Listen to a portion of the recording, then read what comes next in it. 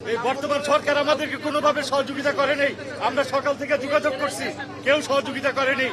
আমরা সকাল থেকে খবর দিছি, সকাল থেকে যোগাযোগ করছি, তারা সকাল থেকে সন্ধ্যা পর্যন্ত একটা মানুষও কোনো খোঁজ খবর নেয়নি।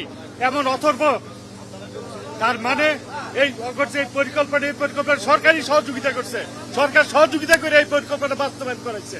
সুতরাং এই সরকারের শুধু নির্বাচনটাকে বানচাল করার জন্যই আগুন ওরা মব আইসা প্রথমে ভাঙচুর করছে, ভাঙচুর করে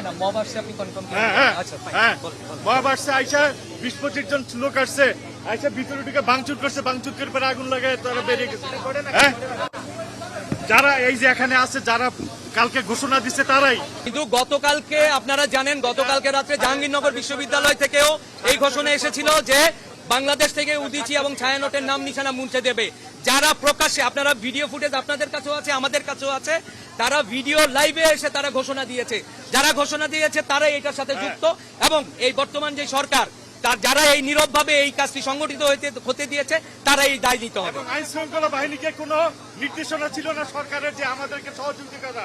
সুতরাং তারা এখন থেকে ঘন্টাখানেক আগে, আনুমানিক ঘন্টাখানেক আগে, এই কারণেই তারা আমরা, আমি এখন এইমাত্র খবর পেলাম যে 20-25 জনের একটি দল নাকি ঢুকেছিল, তারা ঢুকে ভাঙচুর করেছে, তারপরে আগুন দিয়েছে। সেটা এখনো আমাদের এইখানে অনেকগুলো সিসিটিভি রয়েছে, সেইগুলো চেক করলে আমরা নিশ্চয়ই সেই ধারণাটা পাবো। ভেতরে এখনো কোনো আক্রান্তের সংবাদ, কারণ আমাদের অফিসে কেউ ছিল না। এখন আশেপাশে এসবি অফিস রয়েছে, অন্যান্য সরকারি একটা প্রকাশনা রয়েছে, তাদের কেউ আহত হয়েছে কিনা, কেউ আক্রান্ত হয়েছে কিনা তার আমরা তো ভেতরে যেতে পারছি না, আমরা সেই তথ্য এখনো পাইনি।